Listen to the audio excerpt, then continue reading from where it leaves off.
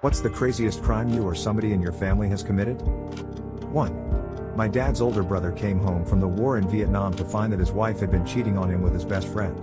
He locked them both in the friend's house and burned it down with them in it. He held the firefighters off with a rifle until he was sure they couldn't be saved, then he shot himself. This was before I was born, but I've seen some newspaper clippings about it. 2. My aunt came home one evening to find that her son had broken in, killed her dog and was eating it, and then tried to kill her. He was a hardcore addict and it fried his brain badly. 3. My grandfather's cousin stabbed a waiter to death because he wouldn't let him use the employees only restroom in his restaurant. 4. My father, when I was still very young, used a fake name and pretended to be a wedding planner for a young couple. That young couple hired him, since he seemed trustworthy and is an excellent buyer, giving him access to their savings for wedding supplies and such that would be needed. Instead, he stole all of the money out of their account and then ran away with it. As far as I am aware, he was never caught.